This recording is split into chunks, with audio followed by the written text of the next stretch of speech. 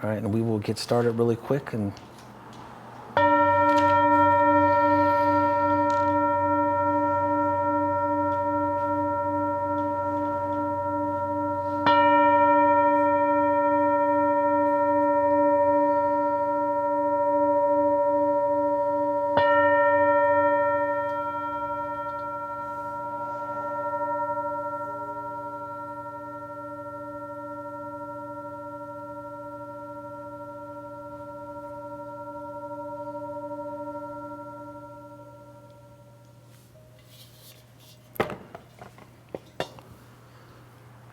all right, we will take a few moments to get centered and poised in spirit.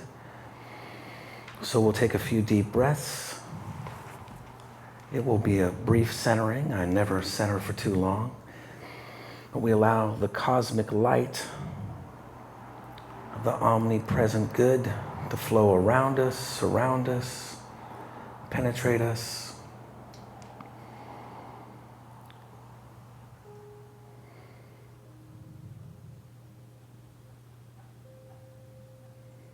Each breath is holy.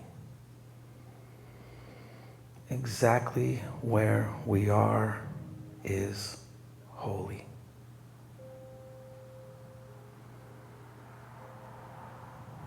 We stand, we sit on holy ground.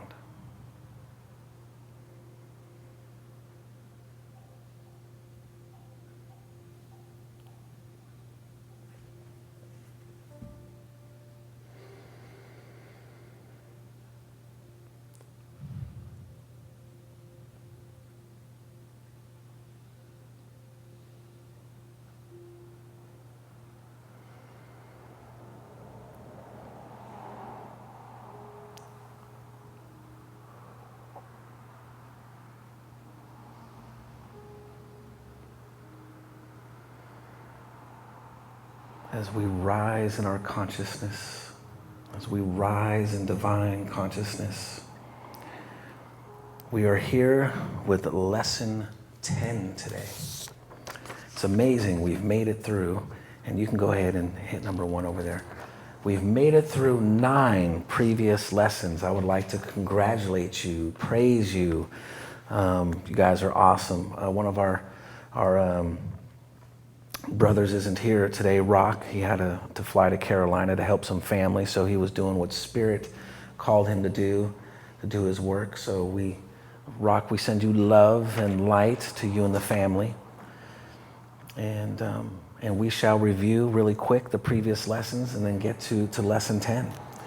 So lesson 1, and we do this mostly for those who are watching online, if you haven't caught any of the previous lessons, but we do it for ourselves as well. So lesson 1 is the principle. The God is good, God is omnipresent, the one substance, eternal mind, all in all. And we say, so our statement, our affirmation, our statement of truth is, I am one with God. Lesson 2 is reality. God is omnipotent, the one power. There is no power evil, so there is no opposition to God, period. There's no opposition to God in material conditions of any kind. There is no opposition in God's universe. So we say, I only believe in God. I am fearless within God. Lesson 3, creative words. Our thoughts, our words create our reality.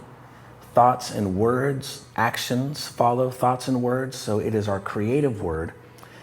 And God being omniscient, divine consciousness, intelligence, all knowing, we know that we can be one with that divine consciousness, with that all knowing. And we say that I create my reality. I am the Christ consciousness, divine consciousness. We can say this truthfully. Lesson 4, faith. The faith of mind in God as truth.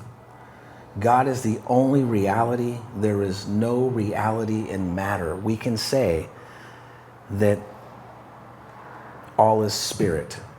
And that's what we say, that's our affirmation. All is spirit. I have the faith of Jesus Christ. Who was Jesus Christ? The Word of God and God incarnate. The truth, the Word, the truth. Lesson 5,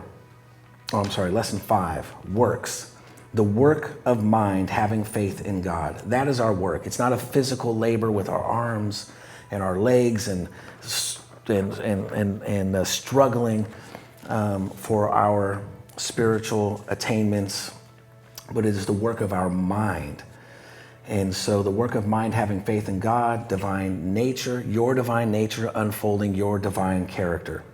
So as divine nature, I am working the miracles of God. We can also say that miracles are my birthright. Lesson 6, wisdom, the understanding, the good judgment, which illuminates our mind when speaking and thinking of God. So the more that we think and ponder divine consciousness, the more that we study or ponder or meditate on God, then the more we are connected with God, and we deny the mortal mind. And so we can say, I can do all things, I know all things, I am the light of the world. Lesson 7, God is eternal spirit, our creator.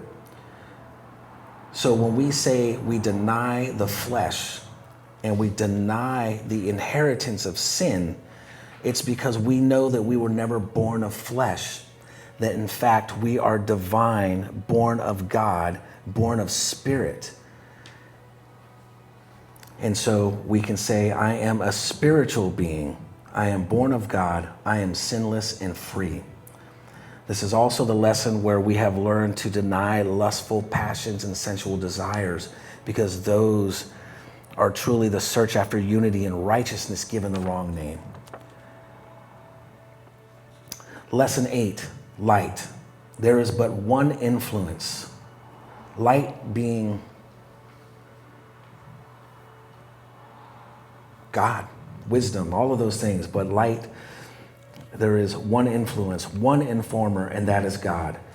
There is no deception in God. And so we can say, I see God, the one spirit, the good in all, I cannot be deceived.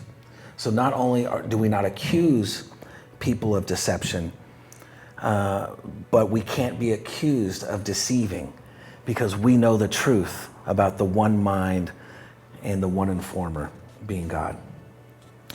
And for those who are watching, you hear me saying God, but God and divine consciousness, great spirit, creator, all of these, even Jesus Christ, these are all just names, different names for the one that we're speaking of, so that you don't have to be confused. One may resonate with you, one may bother you. And so we encourage you to not get caught up or stirred over the words, the symbols, and knowing that we speak what's back behind everything, the omnipresent good. And good also meaning God. Lesson 9, last week, forgiveness. God loves all and forgives all. As God sins not, man at his God point sins not. So there is nothing to hate. We can know that if all is one within the all, then how could we have hate? That would be like hating, yourself or your, whoever you can think of that you love the most in this world. That is still the one, as if it was your neighbor or your brother, your sister, your mother, your lover, your God. And so we say there's nothing to hate. I am radiant love. I forgive everyone and everything, and I love everyone and everything. If you find that you're having opposition in your life, in your daily walk, this is an affirmation that you could wake up to every morning. It's one of mine, that you really set the tone, sterilize the atmosphere for your day, that you make that statement of truth, there is nothing to hate, and that you forgive everyone and everything. And you include yourself in that. You include yourself in these statements. And today is fearlessness, lesson 10. So we're going to, we can say words of truth. True creation manifest, the false dissolves, divine forgetfulness, the eternal now. These will be the subjects, the things that we touch on. These are the headings that we use for lesson 10 that will cover the fearlessness that we are to walk in. And so I say, I put on the full armor of God. I stand in confidence. I trust in God. And something that came in my spirit the other day was a simple line. And it was, you trust that water will run downhill. Everyone does. You turn on your hose. If there's a slope, you can count on that water. It's going to run downhill. You believe it. You know it. And so Spirit says, trust in me like that. A knowing, a believing, a knowing. And we find ourselves trusting in a lot of the things that we see, because we say, I see it's running downhill. I know it's running downhill. And so we take that step into the knowing that God is within us, surrounding us. We are of the same soil, the same substance that the all-pervading good is. And there is no separation. There is no separation. So what I would like to do is, this is interactive. So anyone who has any comments or questions on Facebook, feel free to ask. We will definitely respond to you. And is there anyone here that would like to make any comments before we push further? All right, so Annie Ricks, who is the founder, her and her sister, Harriet Ricks, here at the Home of Truth where we are. I like to honor them by reading just very briefly paragraph or so, maybe from each chapter, maybe not. But she says here for lesson 10, overcoming fear, salvation consists in being saved from sinning and from its results, sickness, sorrow, and death. There is no escape from the exact consequences of sinful deeds and thoughts, but through the knowledge of truth, by which comes the forgiveness which destroys sin and all of its unhappy fruits. So the highest God knowledge and power is needful sometimes to make a restitution and a reparation to others whom we have sinned against. And with mortals it would seem impossible, but to the divine within you all things are possible. And so the first thing to have in our awareness, the first step in this fearlessness is knowing the truth that we were never right, all of these previous lessons. And it's building us up into confidence of the truth that there is no sinning, right? Even the word sin is missing the mark. Yeah, you didn't quite hit the bullseye. But it's not that you are some terrible, rotten person. You are good. You are wonderful. You are true. And so it's time that we let go of the sins, we'll call them sins, or wrongs that we've done to others and what we have perceived others have done to us. And so there is that forgiveness and truly letting go and knowing the truth. So the truth annuls and dissolves that.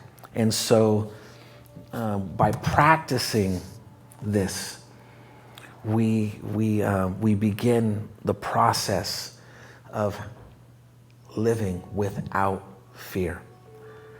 And really, in the next one, which I want to get to, right away, because it falls right into it, is remorse and evil memories. That steps right in. So as we've believed that we have hurt others, or we've done something so wrong, something you may have never shared with anyone, but you've held it in your heart or in your consciousness. That holding on to that wrong that you feel you've done to someone, it is inside causing disturbances in your life. And really, this knowledge, this awareness, being aware that we've been hiding and holding on to memories of things that we've done to ourselves and to others, we have to let that go. We have to forgive ourselves. And so I want to really quick read just this few sentences from Annie on this. When one has thoroughly repented of an error and turned from it, he or she should let it pass completely out of your mind. So we let those things completely out of our mind. We forget. We really divinely forget and let go. Because if we haven't really let go, then we haven't really forgiven. And we're just holding on. We're holding on to this energy that is not good. Not only is it not good for you, but in fact, your world that we're creating, right? From this cosmic truth that we know of thoughts and words and our actions creating our environment, then holding on to them in secret even is not good. And you have divine grace. And you know, Jesus Christ, as he forgave some people, some of the Pharisees, some of the teachers at the time were like, you know, this guy is a blasphemous. How dare he forgive their sins? And what he was teaching, because he made it clear every time, what I can do, you can do, and more. The power that I have, the gifts that I have, the authority that I have over myself and the seeming of other sickness, disease, and stuff is the same power you have. And so he exercised that and taught us to exercise it because he knew that the God, the goodness, the all, never condemned us. Right? Yes, there are cosmic laws. We can say karma, and we can say cause and effect. You did this, and this is the effect of it, and karma. But we know in divine truth and divine consciousness, there's a raising above that, and knowing the truth raises us and lifts us up beyond such ideas. And so it is super important to put regrets and sorrows and banish them wholly, completely from your consciousness, right? And how do we do that? It's the same way it entered into your consciousness, right? We thought it, and then we spoke it. And then we did it. That's how the original action took place. And so we start speaking the words of truth. We think the words of truth. I am without sin. I am love. I am kindness. I am pure.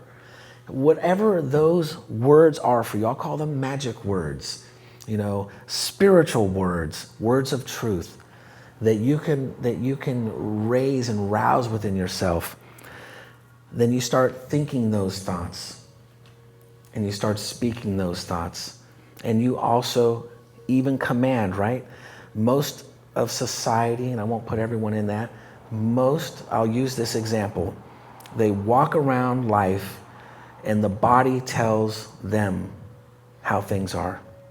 Your body says something to you, and so the body seems to be in control. Oh, I have a pain in my knee, right? The body did, and I said, oh, I have a pain. So that is the body telling you how it is. And we respond. And this is, kind of how the world has taught us. It's what we've been taught, how we've acted maybe.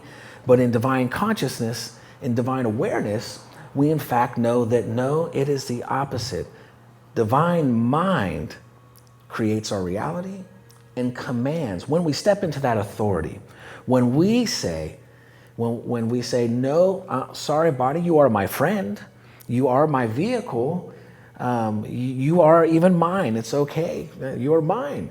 But I am in control here. And this knowledge, this standing firm within this truth that the mind, the consciousness, the awareness is to command the body.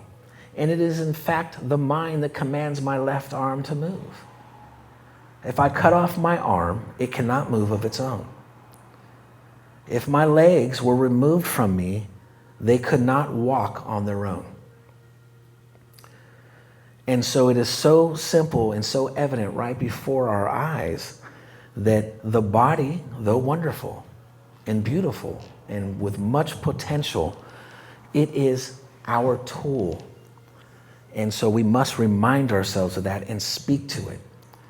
So whenever something comes into your awareness and your body is trying to speak to you, especially on this path that we're walking, there may be times when you have an inner struggle or some forgetfulness of these divine principles.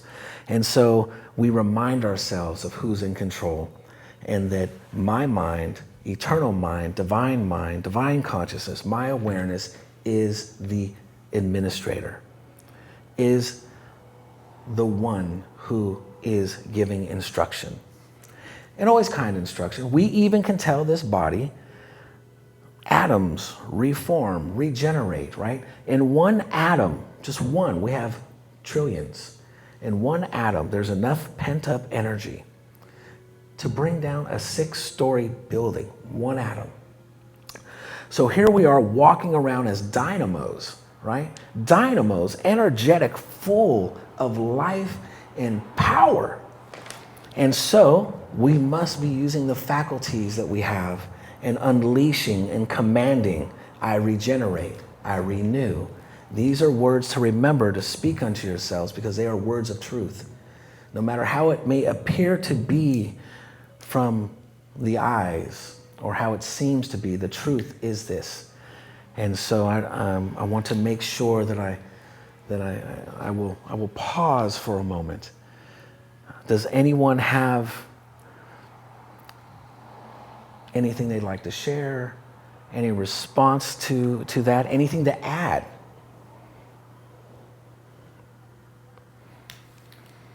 You're telling me that your mind controls body pain? Your mind absolutely is in control. It comes down to it is a conscious choice. It is your choice. Most aren't even aware. They don't take the time to ponder, to investigate, whether even through the sciences, to understand the flow and working of, what we call our body. But absolutely, medical tests are happening all the time. You've heard of the placebo effect? This is where doctors, almost every study for every medicine that the doctors and medicine have provided to folks have been tested, right? Before it goes out to the public, the FDA, and these folks have to run tests. And within these tests, they always test it against what's called a placebo, which is really nothing. It's a sugar pill. And so... But the people taking it don't know that. The people who are taking the medicine or the placebo are unaware of what they're taking. They could be taking the real thing or the placebo. Correct. But however, what is these people affected with cancer? They don't have no control. There have been people healed by placebos who have cancer. There are international and national studies from our medical field that prove this in their studies. And not just that, many other ailments. Yes, Vicki. Well, I think it's important to a couple of things from what you said. Is number one, thoughts come in patterns. The more that we think a thought, the more automatic it becomes. We often become unaware of those thought patterns. Yes. So when we become aware of it, we then need to do an intervention ourselves. And it might be a mantra, it might be, a reading, anything that interrupts that pattern. It has to be a deliberate thing. Yes. There's no magic to how often or how how many days or any of that. Yep. It's just, the goal is to change the thought pattern. And I think in that process, we can cure ourselves of our ailments, whatever those are, whatever we believe those are. Because Yes. as we believe, so it is. Yes. And so that's the thought pattern that needs to be changed, is if we're in contradiction to that we believe cancer is a thing that we're afflicted with. Cancer is the name of a lot of things, Yes. so. Oh, do I wish you were up close on this microphone so that to make sure, I hope you heard that because it was wonderful words of wisdom. Yes, yes, absolutely true. Some even call it reprogramming yourself because of these patterns, these consistent patterns that we have from childhood through adulthood. And just in case you didn't fully hear, Vicky shared wonderful words of wisdom, disrupting the stream of thoughts, whether in pattern or what may not seem to be a pattern, but rising and falling within your consciousness throughout your experience, your daily, weekly, monthly life experience.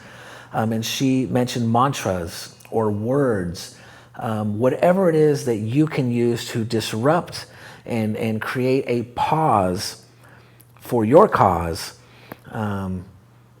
stopping those effects, right? So, yes. I always like to say, like, if a bad thought comes in your mind, think of it as a phone call and don't answer it. Like, don't answer the call. And just block it right there. That is beautiful. That is beautiful.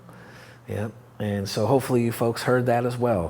One of our wonderful, beautiful spirits here just shared that whenever a thought may arise that is not good within her consciousness, she associates it with a phone call and she refuses to answer that call. It's your choice. Yes. The answer. Just following you up, and we talked about last time about dreams. Yes. Last night, I sit up in bed about 1 or 2 in the morning yelling. What is happening? I'm talking to myself. And that was my voice. I was speaking that. Where did it came from? And I don't know who was there, but I said, I didn't invite you. Go away. Well, you were...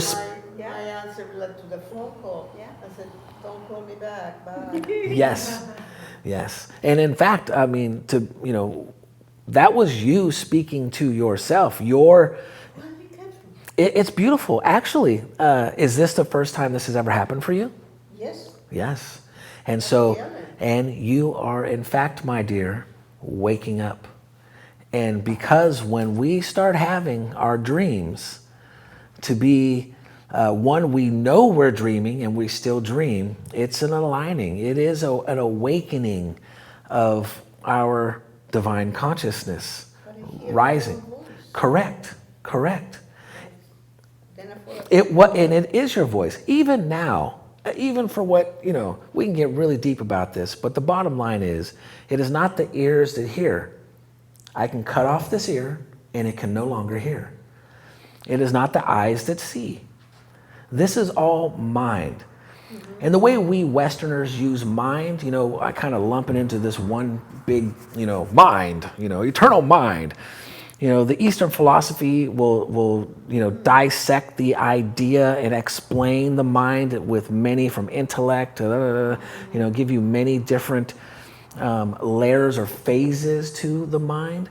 But we know what we're talking about when we're saying mind here, and it is, in fact, yes, it is your subtle body, your energetic body that is the one that even hears now, that sees, all of that, even here and now, it is the spirit. We can call it spirit, which we know is God, but your soul, your subtle body, it is the one that is hearing, seeing, feeling, moving the vehicle, enabling hearing to be had and seeing to happen. I wasn't talking to anybody.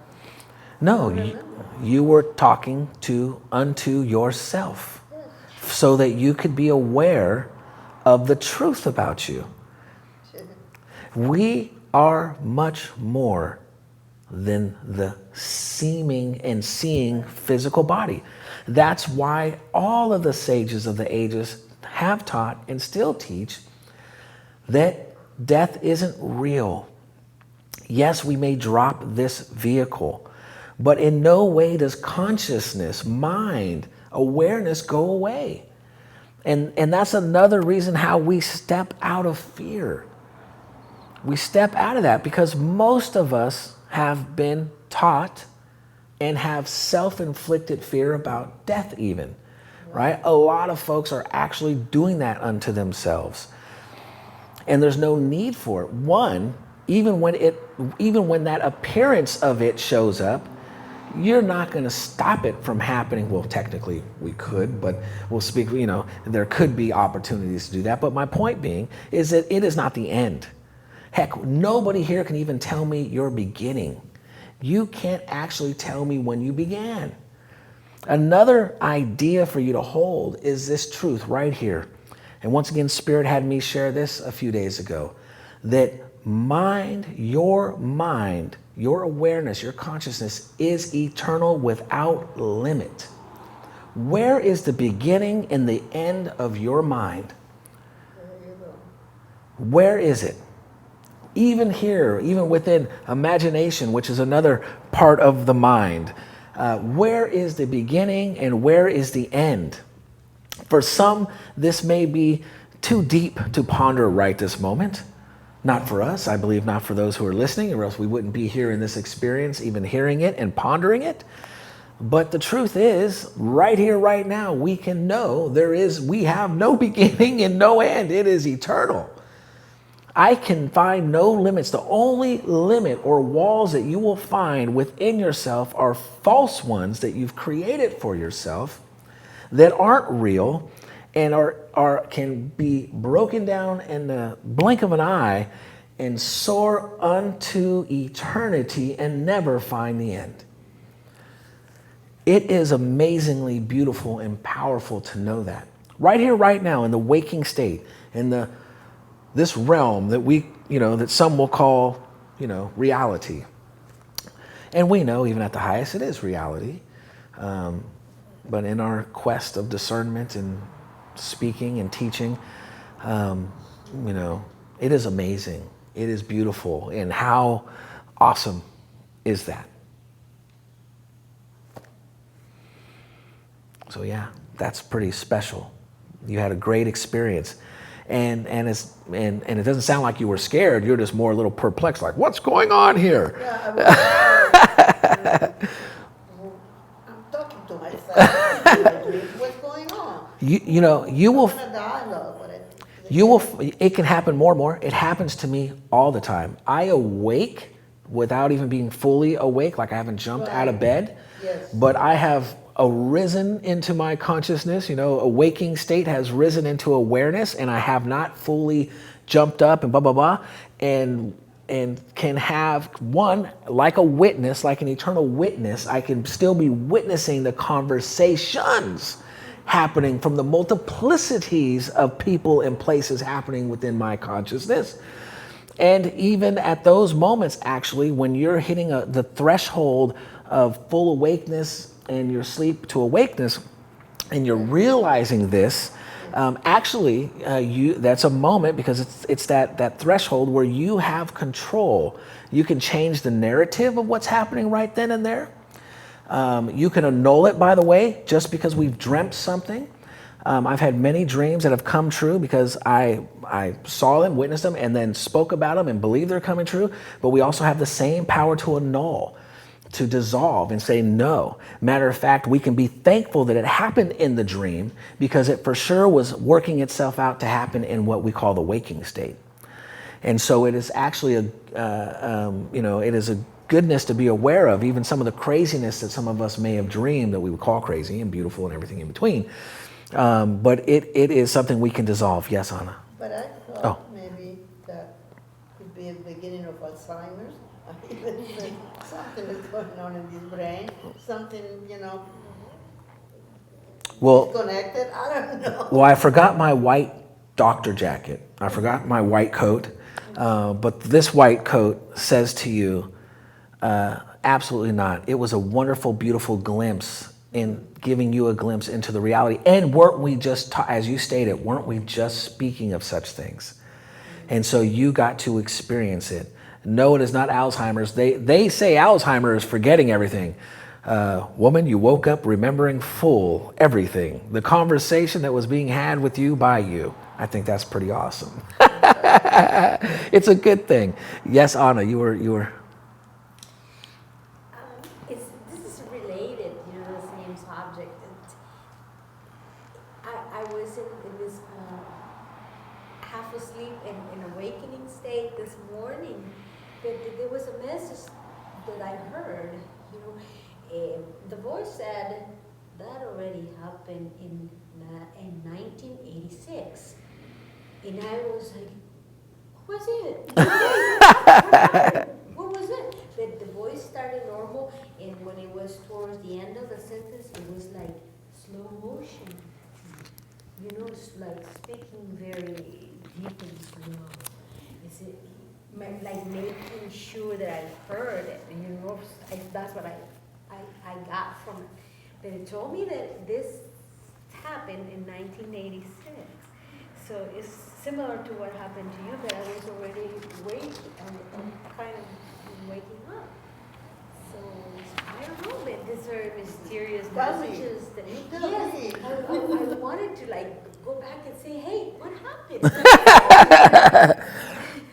Well, something you can do after when you awake, a practice you could have if you want to, is you sit and meditate in quiet time for yourself. And you take time and you just you don't concentrate. It's not like you need to concentrate really hard, but you just kind of sit there with the intention of having your dream fully revealed to you. And it can definitely come into your consciousness and to your mind, more information from your dream. Simply by pondering. Look, there have been scientists who study the stars, and they got their instruments and they're studying so hard, and they can't figure something out. And there can be a truth student come and sit there, and because they're so rooted in the truth of knowing that the Holy Spirit, the divine consciousness will teach you all things, that they can sit there in full awareness and let you know the truth about it. Swami Vivekananda, who was friends with the Rick sisters, that dude was awesome.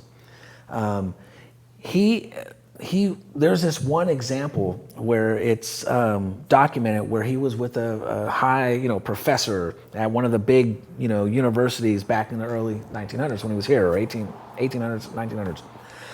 And there was this massive book on his desk, massive. And Swami Vivekananda said, I'd like to read that book. And the professor was like, what do you mean you want to read this book? This book, I haven't even read this book fully. This book will take years. And very poised and very centered in spirit and amazing this guy was. I encourage all of you, if you ever have time and just bored or not bored, go research Swami Vivekananda. Such a man of wisdom, a great sage of the age. And basically, I'll give you the short story. After a little debate, he finally got the professor to hand over the book. And he said, give me 1 hour with that book and I'll tell you everything about it. And so the professor gave him the book and sat there with him. And for an hour, he just simply held the book. Oh, he didn't even open it. Didn't even open it. And of course, the professor is thinking, what are you, trying to make a fool of us in this situation here, basically. And as he sets the book down, and he goes, that's not a good book. It's not a good book. It's not a good book. It's not a good book. And the professor goes, what are you talking about? You read that entire book? Oh, yes. You can tell me anything that book says? Yes. And then Swami Vivekananda says, call out a page. The guy, 600 something. And Vivekananda recites the page completely. Mind-blowing the professor, and one of those demonstrations of divine consciousness. This is not a make-believe story. The Vedanta Society, which is Vivekananda's, school of wisdom, based out of New York, and they have a few other places around. The current Swami goes around and shares his story. And these are documented stories of the power that Vivekananda demonstrated. So it's impressive. It's amazing. We have such unlimited capability. Again, we've just got these walls we've set up for ourselves and limits when there are none. Yes. Yes, so what happened is, this afternoon I took a short nap and then I woke up and I said, I'm gonna ask my angels, I have this set of angels, oracle cards. So I asked a few questions and I got 2 cards and then I put them down and I said, something suggested that I get a 3rd card. And I said, what should I ask? I thought, and I said, well, dreams. I said, and you know what? When I lifted up, the card said dreams. And then I looked it up and it said, the angels are suggesting that you should keep a diary of your dreams. I keep looking, this is like amazing. It's your assignment. Yeah. Dreams, not only from biblical text, so sacred text all across the globe, from all world Bibles, meaning the Gita, the Bible, the Lao Tzu's, all of those that we call the world Bibles or ancient scriptures, all say that divine knowledge comes to many in dreams. Some are so connected in this waking state, they're bam, bam, bam, active, receiving, sharing. Others get it from dreams. Documenting your dreams is not a bad thing at all, especially if you've been called to it. And it's coming into your awareness. And as we know, that everything you're seeing, hearing, it's all within our consciousness, all within our awareness. There's signs, there's symbols speaking unto us. It's up to us now to choose. What do we want to do? What do we want to know? How do I want to know it? And so we have access, and dreams are a beautiful way to get it. I have been given an amazing revelation through dreams throughout my life. And I've gotten some recently. It's not meant for me to share, except for to tell you that our dreams are special and unique, and divine consciousness communicating with us to let us know things that we need to know or not to know, right? Experiences that we don't have to have. Again, like we said a little bit earlier. So yeah, it's beautiful, beautiful. I've got something to share a little bit, and I agree that I've had questions or problems, and I go to sleep, and then I wake up in the morning and I've got an answer. It's amazing. I mean, I've experienced that many times. Yes. But the other day I was noticing that I was kind of rehearsing things in my head. I was having this conversation in my head. I was thinking about how I was going to solve a problem and things like that. And I was talking with somebody, and it was me and me. Yes. But it was going on. And so then I started to work on my problem that I was working on. And it was a mechanical fixing something kind of thing. And I definitely felt like there was another me back there, and it was watching me do whatever it was that I was doing. And they knew the answer, but they weren't telling me the answer. They were hoping that I would Catch it. figure it out myself. And but I also know that I got kind of stuck a little bit, and this little hint came from the background. Try this or do this. And, it was like I was talking to my divine consciousness, and it was helping me out. Yes. And it was, not during dream time. This was happening Right here, right now. Yeah, right here, right now. Yep. And so, there's a lot to this. Yes. So Yeah. that Awesome. was my experience, and Thank it was you. just like last week. So Yep. since I last saw you guys. It's beautiful, and we're getting those glimpses because the truth proves itself, wants to prove to you that this is true. Right? It is already true, and so it's really us.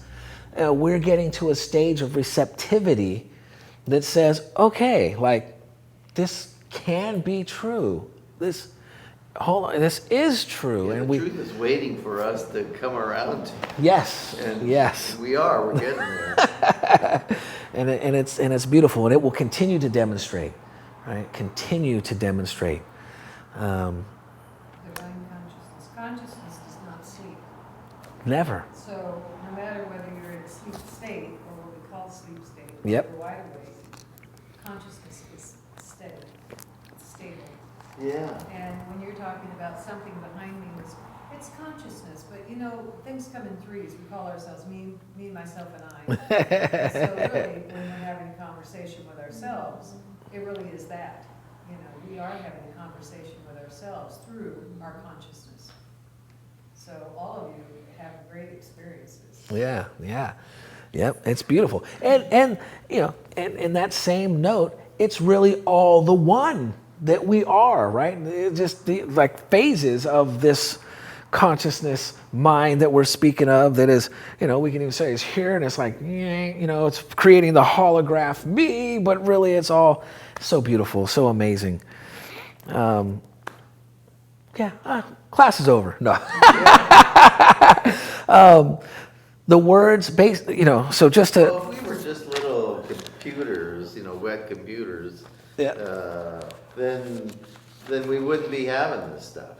And so there's obviously more going on. Otherwise, you wouldn't have had that experience. You wouldn't have had that experience. I wouldn't have. Alameda has so many special experiences. I've been in the class. Remember I shared with you about the little Candle? candle? Yes. Yeah, no, And then I moved it and it moved again. I was like, And so I encourage you guys to remember, and that's why writing things down, creating a journal for yourselves of these experiences, so that on your journey, these are the things that are divine, you can divinely remember, right? Memory has good purposes too. If we divinely forget a lot of stuff, you know, that we should forget because of the nothingness that it really is or was. But some of these moments are great for us so that if you ever, because, right, we've talked before, you know, we sometimes feel like we're in pits and valleys. You know, we're up high to the top of the mountain. Now I'm down here in the valley. Why don't I feel as divinely powerful as I did yesterday? What's going on here? Well, we're still moving forward. We're still making progress. And those are the times when we can reflect on these special moments to help lift us back up to those higher peaks of awareness, you know? I really, really appreciate you guys sharing, you know, all of this. I appreciate that as well. Yeah, from all of you guys. The thing is, by sharing, sort of like validates a little bit Yes. your doubts. That, Absolutely. you know, Yeah. you say, that's boring. But it feels, well, if somebody from your heart shares this, Well, I didn't have Felt it, yeah. I didn't have that, when I had the experience that I mentioned, right, I didn't really think about it in No. the same terms that I'm thinking about it now. Right. right. You know, it's just so, oh, that was interesting. I was going up my stairs with some bags, and I sort of tripped, but not quite, I swear, never thought about it, but somebody started rushing me. Somebody helped me out. I was there, you know, but I mean, I felt it. I never give it another thought Yep. until now, Wow. How beautiful. yeah. How beautiful. Always. And I always was thanking Mom, Yep. because she left us. so Yeah. early. Yeah. But I don't say thank you, God, or say, I always go back to my family. Sure, that's fine. Something happens, thank you, brother. Yep. Come back to me again, I need you guys, something like that. Yep. But I don't think about being a miracle, or being another being, or an angel, or God. I don't, doesn't occur to me. and no one is to tell you how you should think it is.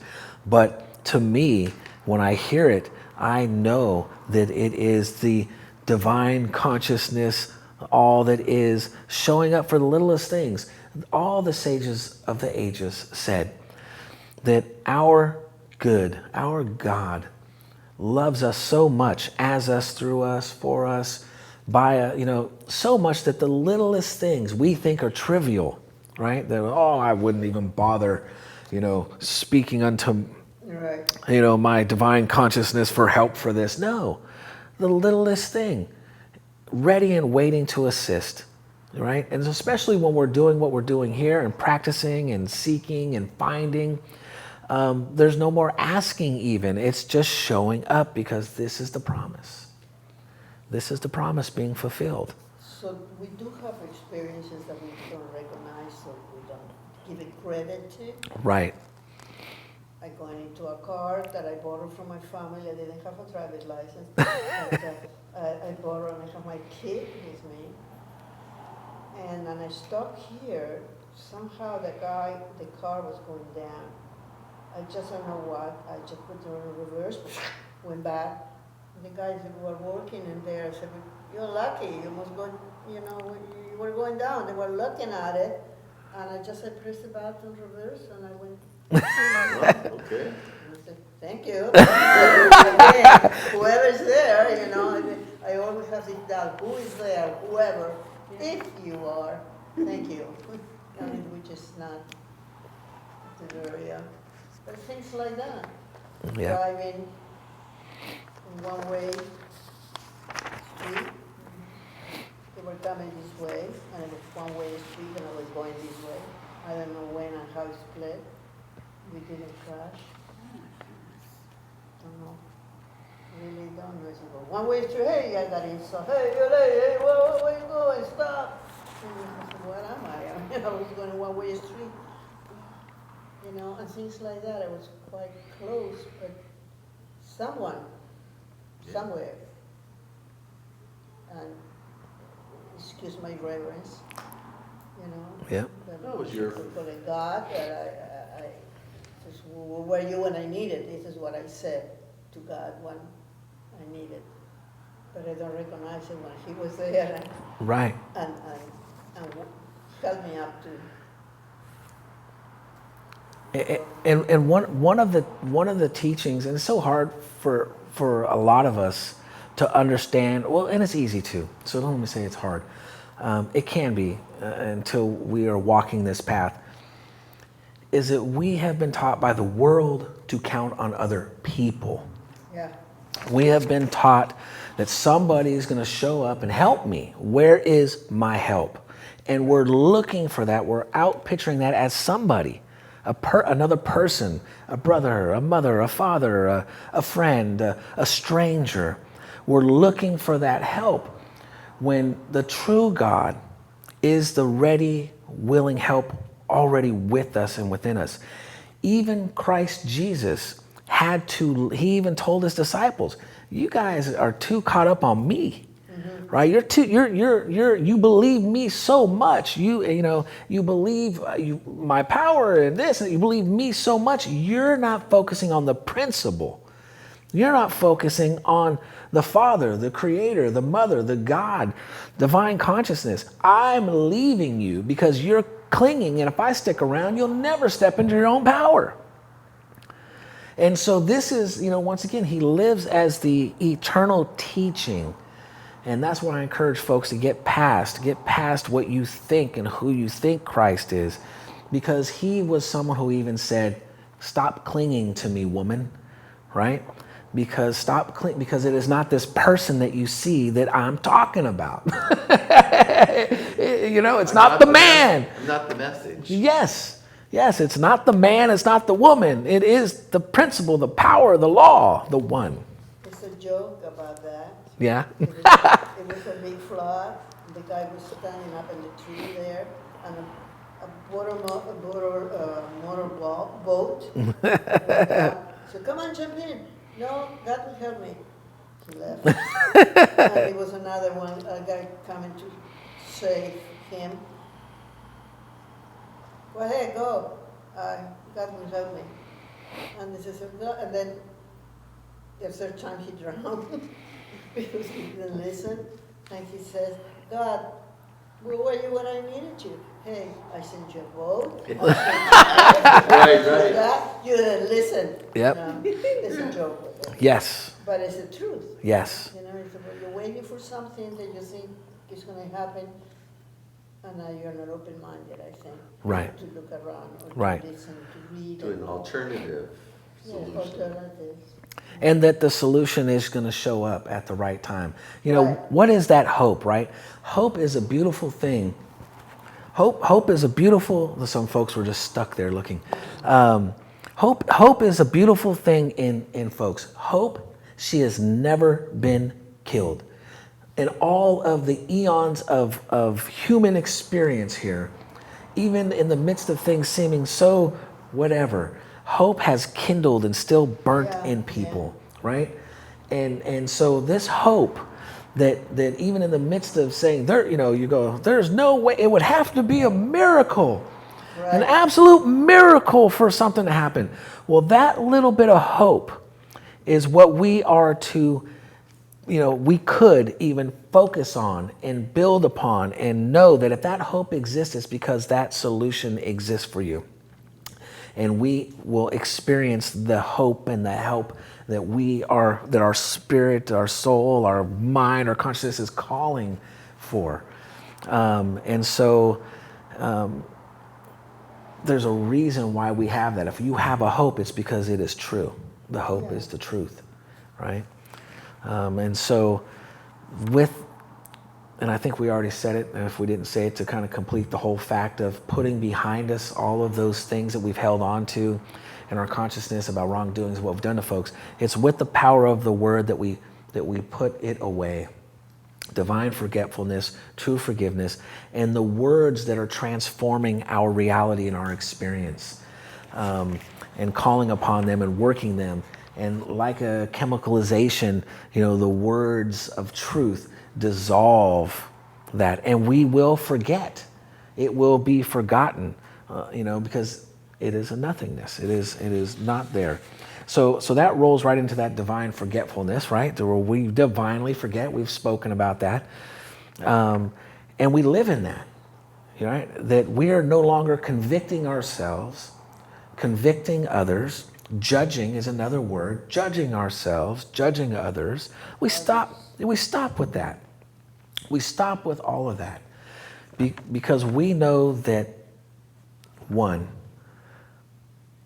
that the divine God point is within all. The good is in everyone. And so we just stop with all that. And we have a healing from that. We step into our health from that by truly letting it go. The next one so confessions. I think this is a good one to share, the confessions part. Hello. Hi. Welcome. Is this a class on truth? Yes, it is. There's a handout right there and some water. Feel free to grab a water. Feel free to grab a handout. Welcome. We've been rocking and rolling, but you know, any time is the divine time to show up. And so we're on lesson 10. You guys Yeah, can. these are good seats right Yeah, here. that's why I just decided to come, because I believe in divine timing. That's- I was like, you know what, we're gonna get there right when we want to. Absolutely. And I have to go back. No problem. That's right behind that door right there. Yep. And then to your left, it'll be the first door on the left. They've got me wanting to pause. Hey, let's start over. No. Yeah. Just kidding. Just kidding. So we know the word transforms, and then confessions, right? So these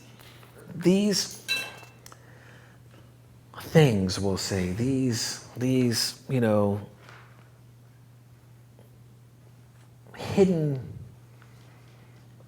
things that we have within us that we're storing us, whether that we've, you know, like we've discussed before, if we feel we've done something wrong to someone, I treated someone bad, I was kind of mean, you know, and you're self-reflecting, I'm so sorry, I didn't mean to be So, I mean, or you've done something that you feel is just straight out wrong, like your spirit is affected by it. You know, call it whatever you want. You know, we know that, you know, we'll call it sin, even though we know the truth about that. But you just are really convicted. You're walking around with some pain that you've caused others, that you've done behind someone's back. There's lots of worldly things that we can say, from even, you know, murder to slander to accusations against others, calling other people's characters, whatever name, whatever label we give it, whatever wrong that we are holding in our consciousness. Haven't you desired to tell somebody? Right? This is the heading of this, the confessions. Now, the church, some churches have the shadow of this, right? The false. I tell you, come confess your sins to this guy in a box and tell him everything that's going on. You don't know this person in there. You don't know what the heck they're doing and what their life is.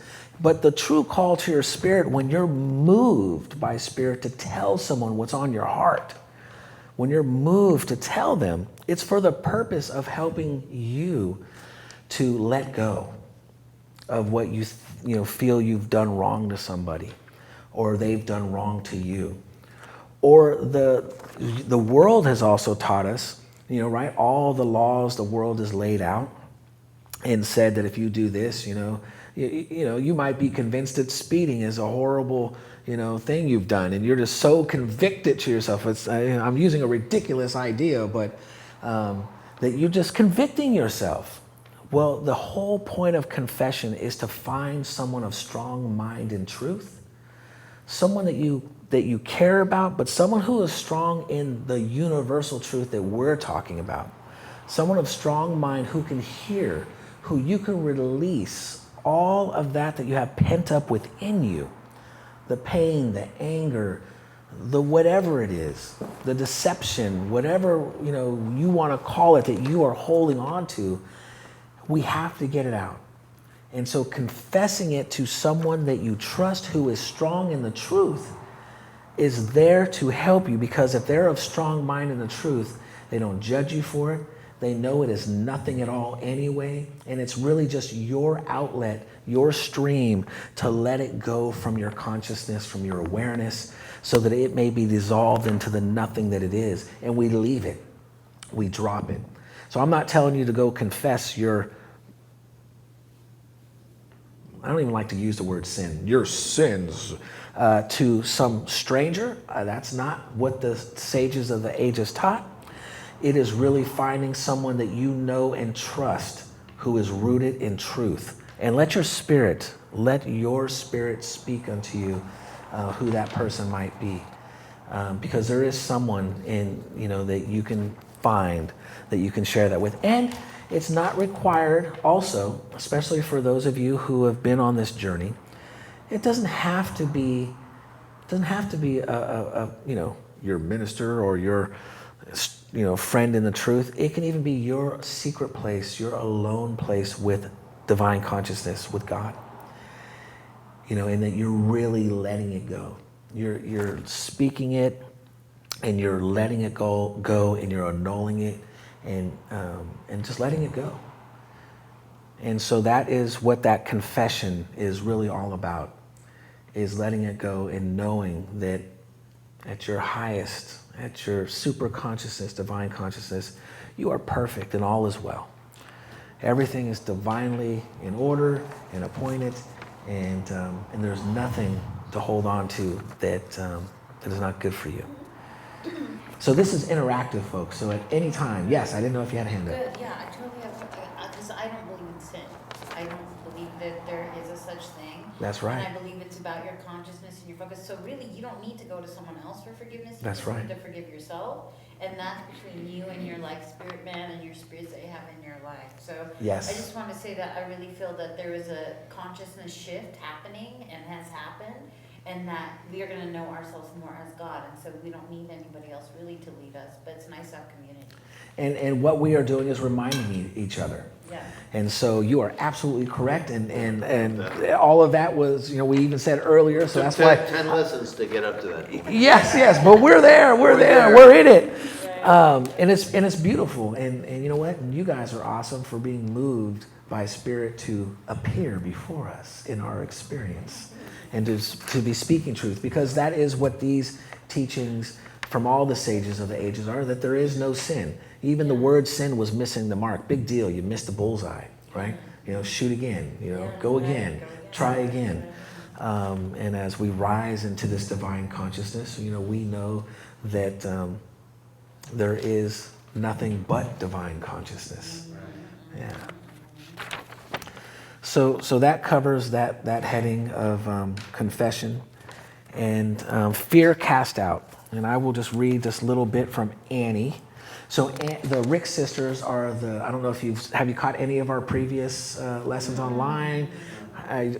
Facebook, how'd you guys hear about us? From the Meetup app, I tried to come Okay, last time. right I on. didn't make it, but he was like, go before I seen it offered again today on Meetup. So I was like, I want to come to this. All right. Well, cool.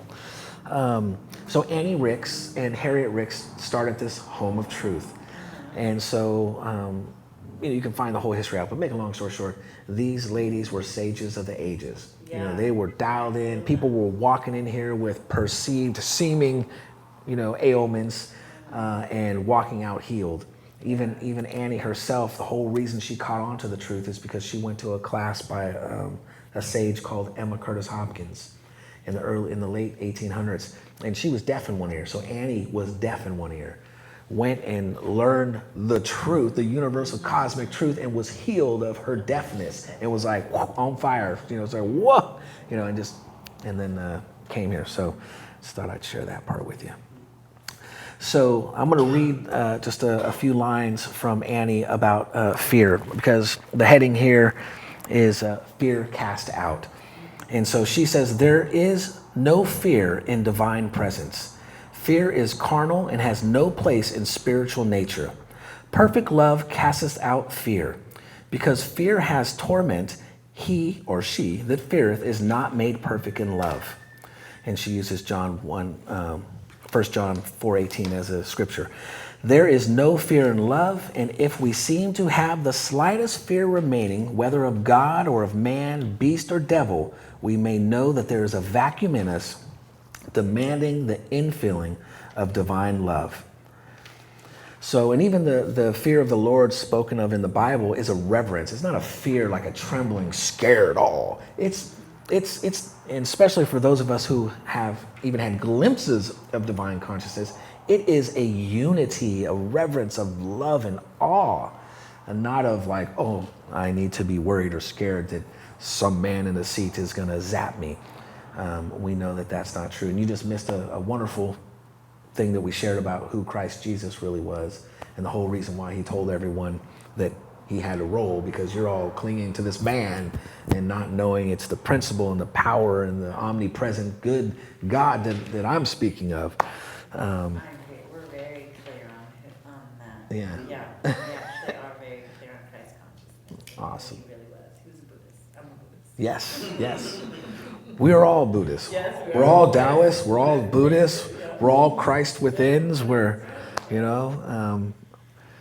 It's beautiful. Did anyone have any comments about that, or wanted to share anything? Well, here, I'll quote Uma. Okay. So she told me this the other day. She said, nothing real can be threatened. Nothing unreal exists. Herein rests the peace of God. Yes. From the sage of our age, Uma. I know. Sister Uma. She's a Yeah. I think she said she was going to try to make it tonight. tremendous resource. Yes. Yeah. I call her my Doc Brown. Uma, I call you my Doc Brown sometimes to explain to you. Some people think that she's crazy. What is she speaking? She's just all over the place. I'm going, you don't know her. She knows, she's got such a wealth of wisdom and knowledge She and gives you the energy. impression of being very aggressive. If you don't agree, she might really get angry at you. Yeah, yes, this is possible. You have to agree with her.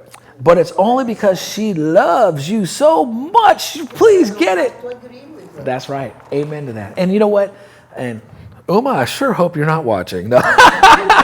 Well, we're saying only good things. Only good about things. you. And she, Which are true. yes, and she even recognizes that. She even said something to me this morning when she called me about today, and in full recognition that, you know, even in her awareness and her consciousness, she's realizing, oh, I have to be calm and realize that everything's basically in divine order, and they've chosen that for themselves. Who am I to try to force this on them? You know, so, which is good. I just feel so bad you guys missed so much good stuff, but you didn't really miss anything. We're all divinely connected, universal. So next, the heading that we were going to talk about, acute cases. And acute cases, because the first 6 lessons, you know, were really about foundations and the principle of truth. And these lessons here are about how do we get to the healing? How are we actively working on the healing of ourselves and the healing of others when called to? Because, you know, we shouldn't be forcing our will on anyone, but if they're coming into our awareness and our experience and they're sharing with us the appearance of their ailments, then it's an opportunity for us to know these teachings and how we can help them. And we've discussed before, yes. So actually, we were just talking about this on our way here, walking, literally on the bus talking about this, because sometimes you meet people and they are projecting on you things that don't belong to you. And I had to really wrestle with that as I came into my own consciousness to say, at first I was saying, yes, that must be me, and cause me to go inside myself and to work on myself, right? To see those things in me, to pray about them, to be a better person. But, you know, I've come to this time where Spirit is telling me, no, sometimes it's not you, Frankie. It's just them projecting, and we're living in this house of mirrors. Yes. And so I've recently made a friend named Josh, and he's very triggered by me. And I did some tarot about it, and I prayed about it, and I think it's his own issue because I really don't know him that well. And so I told him today, I said, I'm just reflecting you. So you should probably go inside yourself. And I think that there's a point in our consciousness where we have the right to say that. Yes. And then we also have the right as healers, as beings, as reflections on this earth to make a change or to decide if we're going to continue to try to heal them and try to walk down that path with them. And what Spirit was telling me was like, what kind of experience do I want to have with this person? Because Spirit has brought them to me, but as a healer, I have a choice. I guess that's my whole point. Yeah, and the choice first, at least in these teachings, right? I try not to defer to myself, but of the teachings is, one, yes, they've entered into our consciousness and our experience and our awareness. They're here, we see them. And there's really 2 ways to deal with it. There's always more, but I'll use these 2. One is they've actively, consciously asked you for help. They've said, hey, I need help. I'm dealing with this. And you as a healer, they may know it, or they may not even know you're a healer, but they find themselves sharing this with you, and then you share with them your gifts, and then they make an active agreement, so to speak. Yes, I'm willing to participate, because there needs to be receptivity for it to truly be effective anyway. Because we're not talking about hypnotism or mesmerism or magnetism. We're talking about true spiritual healing, which penetrates and surpasses all of those ideas, right? And so the other way is some may not be ready for it. And so they may not be ready, meaning consciously in the waking state or ready for that help. But we can be aware, thank you, we can be aware of who they truly are. And an example of that, and we've discussed before, is by holding within our consciousness love for them. Us knowing who this being before me truly is a way of healing that is not infringing on somebody, but it is in fact seeing them as they truly are, not the form, but penetrating beyond to that which is back behind the form, behind even the subtle body, behind who they at their divine nature are, and holding them as Christ consciousness, as son, daughter of God, that there, even when you're not in their presence, but when you think of them in your awareness and your experience, and you're holding and projecting love, not even a work of I'm healing them, I'm doing this, they have this problem. It's none of that. It is just holding them, filling that vacuum that we just heard about within ourselves or someone else with love. That's exactly what Spirit told me, because I prayed about it, and they said, well, think of this person and what do you love about them? What do Right. you love about them? Tell them what you like about them. Hold that, what you like about them. And that'll take the resistance off the other path, because when I was doing my tarot, they told me, you're already healing this person. So the healing work is happening, and Yes. all I'm doing is interacting with them and picking and choosing things. Yeah. I feel wonderful. Yeah, This is great. absolutely. Love you guys. Yes, well, we love you too. Yeah. Yeah, and that is that other side of that holding them is just when you're in your divine consciousness, when you're in your awareness of the reality of things, just your presence in the room of people who never even meet you is doing the work of that healing, right? And so it's because we're so rooted. It's all right. We're so rooted in the omnipresence of divine consciousness that it's flowing and just radiating off of us, doing the work, doing the work. And so I think I've read that little portion. And gosh, guys, we're almost done for the night, and we will be in 10 minutes. I'm going to leave the practice side, huh? It's about 8 o'clock. Is it 8 right now or 10? No, it's 7 minutes. It's just about. Well, we're going to wrap it up. So acute cases, it's really, even the acute cases, I mean, we'll just speak about this. For those acute cases where you have friends or family who have got pneumonias or have something that's really affecting them, there is a way to have a healing effect on them by your word, by your divine thought that becomes divine word, whether silently spoken or audibly. And we firmly, with strength, hurl this word of truth at them. Now, I'll leave it to you guys to decide which words of truth it is. It could even be the first principle. God is omnipresent. There is no sickness, disease, or death in omnipresent God. And so we can, whatever statement you're roused to make, is that magical, spiritual word that is effective in those cases. And so it is how we can, do that. And you can do it vigorously and strongly and with I like to say with your rousing all the chakras, or maybe our next class will be the 12 powers, but rallying your 12 powers and really sending those healing thoughts and words to them to help them. And so we can do that with acute cases. And so with cases of children, I'm going to read something that Annie says. In cases of children, deny the influence of the parents or guardians' fears, and address these parties individually with the truth that disperses fears, doubts, and unbeliefs. And do not be moved whenever you are working with someone who is actively. Don't be scared. Let me tell you something. I've experienced exactly this, where there are groans and ers and the things that were, whoa, hold on now.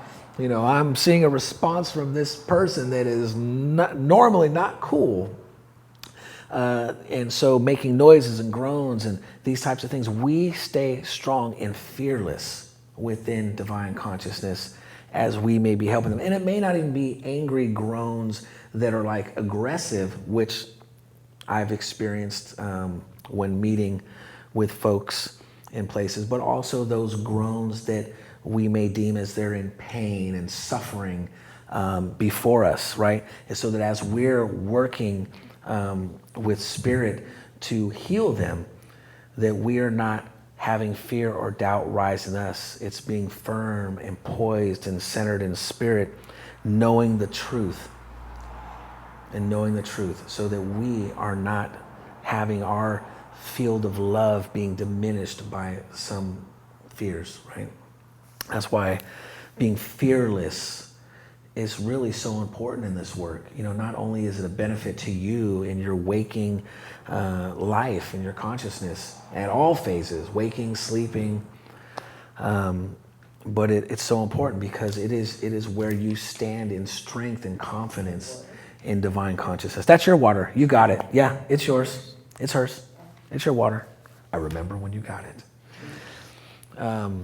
So that's why we work towards fearlessness. One of my daily mantras or affirmations that I have for myself, denials and affirmations, is there is no evil. There is no reality in matter. I am free spirit. I believe in universal freedom. I am no time server. I am free spirit. I am fearless. I am confident. And these words, and as we've discussed before, so simple that most won't even try it because they think it is ridiculous. But we know the law, cosmic law of thought becomes words, become actions, and we create our reality. Yeah, I We was just create gonna it. say that same thing, Yeah. about words and actions create, and I think that's often why I try to deconstruct what's happening to me and focus my attention on my joy. Because if you do that, you're gonna let off your resistance on the other paths, and you're gonna stop feeling, if you're feeling any torment or fear, that's gonna go away because you're not gonna pay attention to it. Yes. So that's when miracles happen. Yep. And you just have to pay attention to jump in where the miracles happen. That's it. And that miracles are our birthright. Yeah. You know, it is what we expect. And however you make your claim, I am the perfect candidate for a miracle today, unlimited miracles, and making those statements and being receptive to receiving it, knowing that it's happening, which is great. Yes. Yeah. I'm taking up a lot of space, but I appreciate it. No, that's all right. Everyone, I want to talk about suffering because I've been on this quest because Jesus, who was the example of Christ consciousness, Yes. really was able to show us how to have nirvana Yeah. and heaven on earth. And if you're a Buddhist, you know that heaven on earth can happen to anyone at any time, and it's all exists within our central nervous system. So I've really been on this journey about having compassion for myself, because if I don't have compassion for myself and if I don't have enough, then I can't give to anybody else, because I have to take care of myself in the way I see the world, because heaven can come through that way, and that's why I go to acupuncture every week. Yes. But I feel like in Buddhism they talk a lot about suffering, and I feel like suffering is just a frame of mind. So the thing is that you're so caught in the past or in the future and not in the present now, Yep. that you've allowed your consciousness to be reabsorbed in the energy in a situation that you can't change. It's already concrete in the sense of your understanding of it, because you have not allowed yourself to be fluid within time and experience that maybe forgiveness of your own heart. Yep. But what I feel like is that we're co-creating with each other, and so I can go inside myself to change my reality. But sometimes if I'm gonna play with everyone else, I do want validation and agreement and like understanding from the people that I'm playing with. And that's also why I brought up this whole guy I just met named Josh that's asking me to like do spiritual stuff with him, but he's mad at me because he's projecting onto me Right. the same cycle that he's repeated with people he loves. I've chosen to master love. It's on my foot, love and unity. And so I like to love people in this like blank check sort of way. Yeah. So it does kind of come off as romantic. And your feet represent understanding, by the way. Yeah, oh, thank you. So love and unity, I've chosen to master it, are on my feet and understanding it. So anyway, so he's projecting onto me, and he's very angry, and he likes to call out the spirit, but I see myself co-creating with him. So what do we do with people who want to cast us in that light? You know what I'm saying? Like they have this cycle going and want to co-create with them, but then they might be sucked into their own trauma. I don't want to do that, A. B, I want to have loving experiences with people, but I'm afraid to engage with people because I'm afraid to get caught up in their drama and stuff. So I guess that's what I'm asking, like how do we navigate around that, but still, A, consider ourselves healers, B, serve ourselves in our highest good, and C, be called to a higher nature of serving others. Absolutely. Well, first and foremost, and you've touched on every bit of this, First, we must be centered and poised. If we haven't worked the work of mind to heal ourselves and to be strong and confident and trust and be one with divine consciousness, knowing who we are, where we are, what we are, right? Until we, and, you know, it's all it's partially subjective, this statement, because each one is on their own individual spiritual path of unfolding. We're all headed to the same place. It is one we must be so strong in truth that other people's thoughts, feelings, actions don't move us. That's number one. It's being unmovable in mind. And so that is one is getting to a place where you are truly confident. There's a lot of, you know, and I can only speak for myself. I will do that because I think it's best. In my experience, in my path to enlightenment, realization, unfolding, there are stages we encounter within ourselves to where, you know, I can't be around this person at this time, at this early stage. I'm not capable of being silent. One of the tools is silence. You know, someone can't argue with someone by themselves for long. Mm-hmm. And so there's divine silence. Mm-hmm. And that is one tool that we have in the midst of what's going on. Secondly, and this is about being firm in who and what and where you are, is that even in the midst of audible signals coming to you and thoughts and energies flowing from someone else to us, we're so strong and radiant in our love that we actually, even in the midst of all this, we'll call it inputs, trying to come into our awareness and experience and consciousness, we are strong in, I love my neighbor. I am kind, and who's your neighbor? Everyone. You know, I love so-and-so. You don't have to speak it with your lips. It is that powerful thought. It is that powerful knowing and sending it. I love you. I forgive you.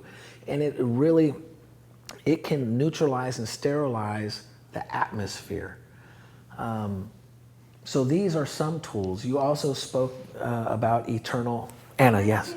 Yes. Part of loving this person is also keeping a little distance, because for me that works. I love this person You don't from want a to little become bit of them. distance, because it's affecting me. And if it affects me, I'm going to react in not a very good way towards this person. I don't feel like this is appropriate right now. So I'm going to give her a little space. Yes. And this is perfectly fine. But it also is the sign and symbol that we're not so confident within our divine consciousness to where we can stand and be firm, and not stand in a confrontational way, but in a truly loving, dissolving way. Yes. I was just gonna say, I think it's kind of like what Jesus talks about in the Bible. Like, you can change the atmosphere of a situation when you walk into a room. I often walk. I don't have a car, so I do a walking meditation and a prayer, and I chant Nam Myoho Renge Kyo, and it's actually like medicine. And I've been walking, and people will say, "You're clearing the energy," and I am. I'm just Yes. walking, and I'm clearing the energy. So I'm making the crooked road straight. And so what I think I hear you saying is basically, if you stand poised in spirit, you're going to change the energy, and you're going to see that. So what I think I hear you saying also is like, it's easy for me to say that person is a manifestation of my love and my joy, because I am here in this room and I make this choice right now to observe them in that nature. And if I fall off the path, the one thing that I know that I can do for sure is physically remove my body from the situation, Yes. so that I continue to experience my own joy. And that is my emergency, like, I'm the fuck out of here. If it's Yes. too much, I'm like, bye. But the other thing is like being always present in the moment and always looking towards love. And I think that's how we end suffering. Yes.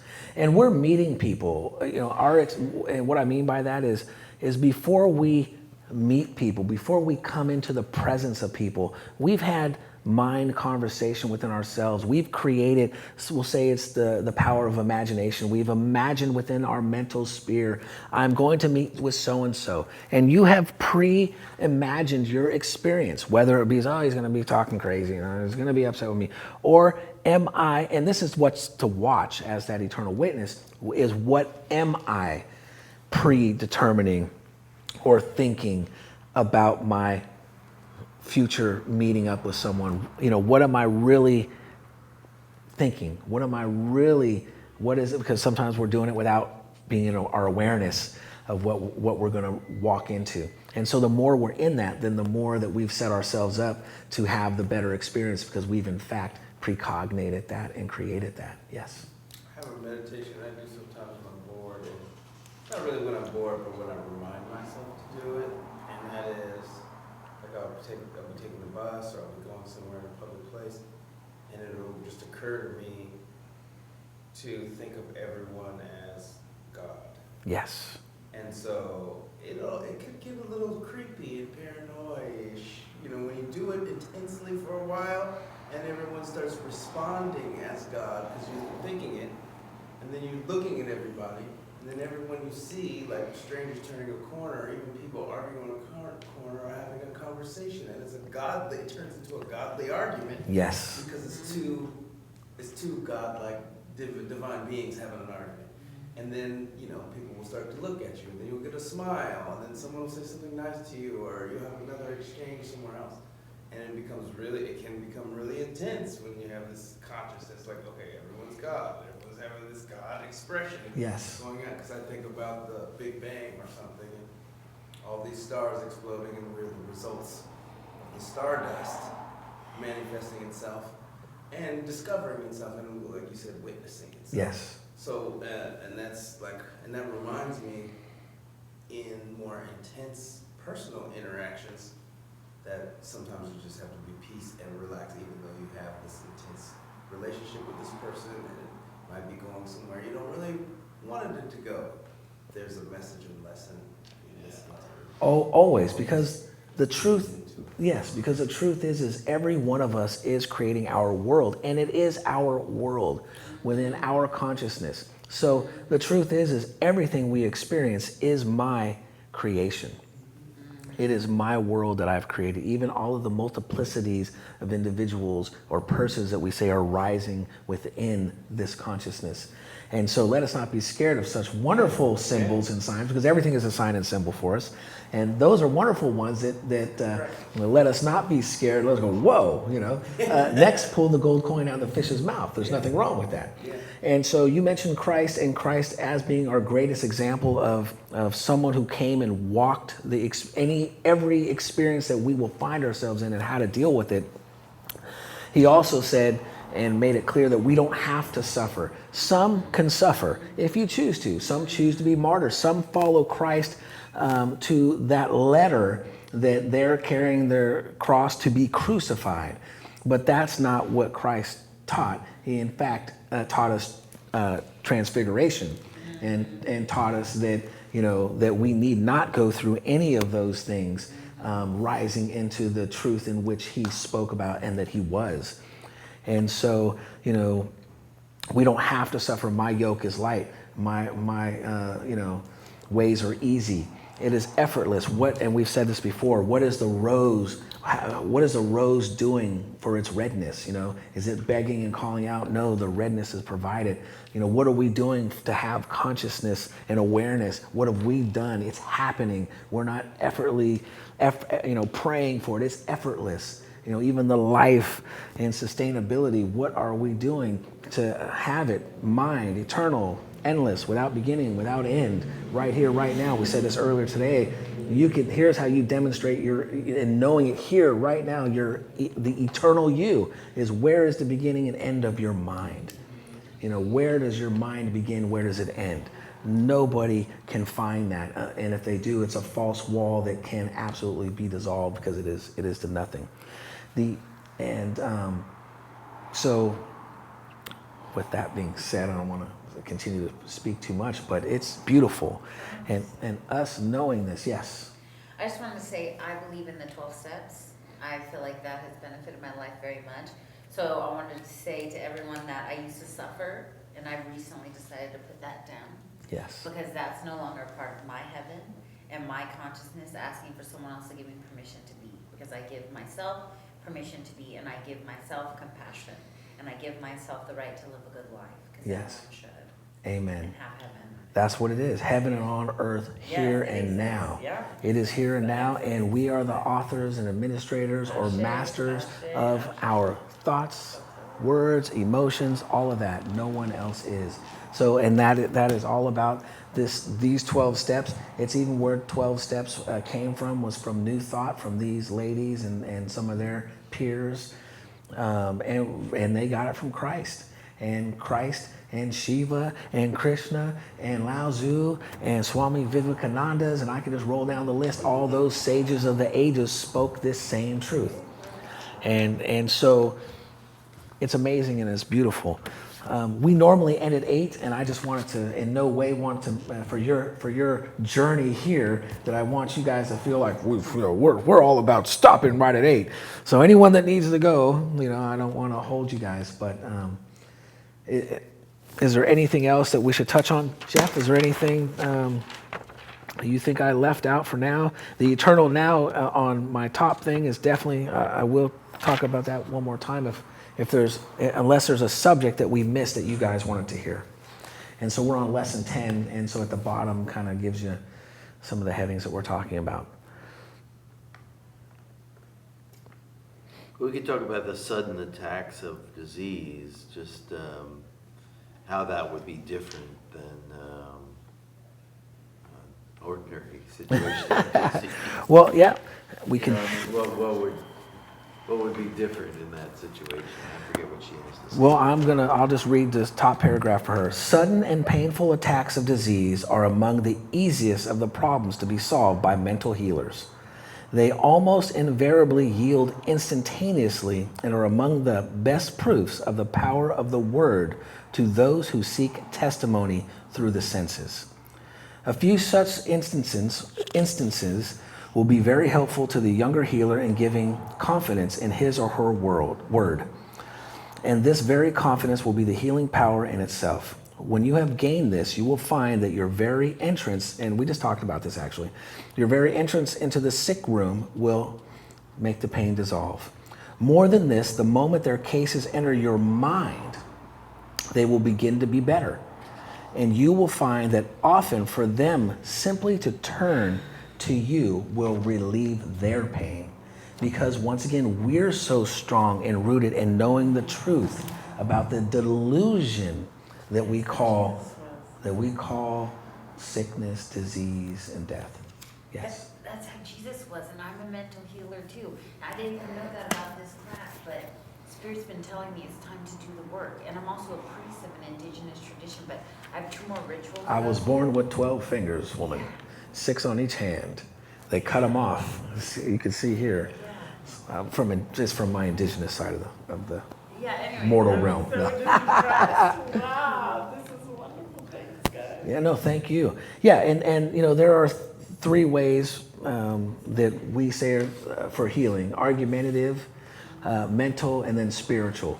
And the spiritual is, and really Christ operated from the spiritual. Yeah. He demonstrated all of them, by the way, actually. Yeah. But it's where, not saying nothing, it's bam, you are just no arm, now you have an arm, you are good.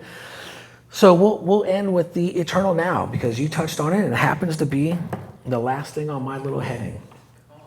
We rise above the past memories that we've had, of fears of the past, or sadnesses and sufferings that we call the past. We rise above that. We rise above the fears of the future. And we rest and we stay within the divine consciousness of the goodness for us always, at all times. That there is good for me and I ought to have it. So then you never talk about the past? Once the past is over, do you leave it? No, well, we spoke earlier that if it is a hurtful past, Yeah.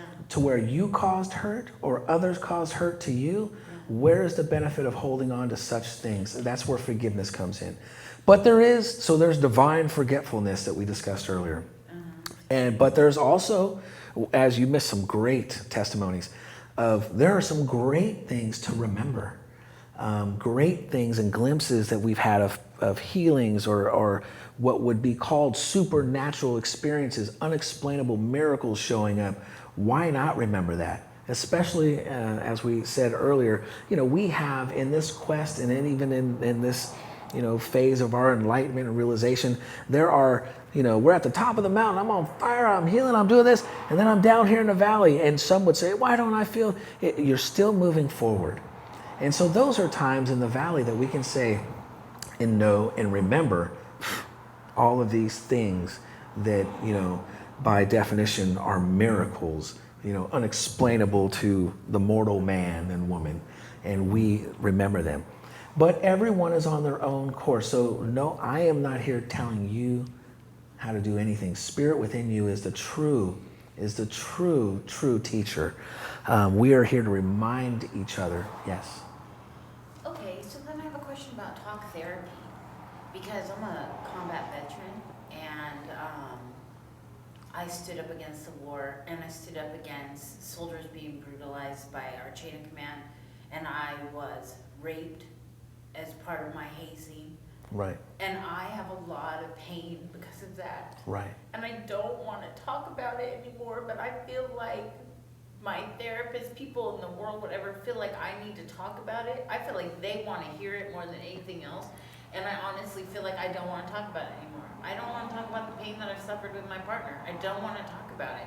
But I'm having a hard time realizing, how do I go forward if I don't feel like I have maybe agreements with him about how we move forward in our relationship, in our life with integrity, or how the VA is supposed to compensate me, when the truth is I don't want to always have to go there to that well of pain and drink from that. Well, and you already know the truth, because your soul is speaking the truth, because that not wanting to, you don't need to. When we're in this divine consciousness, when we're on this path of truth, speaking, even having someone come, I'll give the example, someone coming unto you who needs to be healed, you do not and should not ask even what their problem is. You need no descriptions of the ailments, especially if you're not 100%, and I'll leave that to question what you determine 100%. And that's why it's a strong spiritual mind and being that should be the only one when you're really ready to step up to this, because people will come to you with such pains and sufferings that we need to not let them latch on to us. We need to be strong enough to shed them and to help that individual dissolve them. So even all of those things, I agree with you. I mean, I'm not telling you what to do, but I would say from this angle, from this spiritual angle, there is no need to repeat any of that. It is dead and gone. It is nothing. And where does it even exist today anyway? It's a mental idea, a memory. It technically we can say in this truth, and this up to the individual to rise to this occasion, is it never happened. It's never happened to me. I have risen above. That is not me, and it doesn't exist, because where is it but a memory? And if we choose to, especially something that's not good, it's not good for us to hold on to it. It's forgiving, whatever, wherever and however you need to look at it, but you need to look at it for one last time to be that time to let it go. And it is letting it go. So from a spiritual perspective, there is no need to speak anything that is not good, period. It benefits us not. That's what I thought. That's how I feel. So then why would we go do talk therapy? Why would that seem counterproductive? It is in the spiritual teachings, in the spiritual reality. It is absolutely not what we should be doing. Exactly. Yes. I was raped, and I never spoke to anybody like in a therapy setting or anything. And it hurt so much in those years because I was a teenager.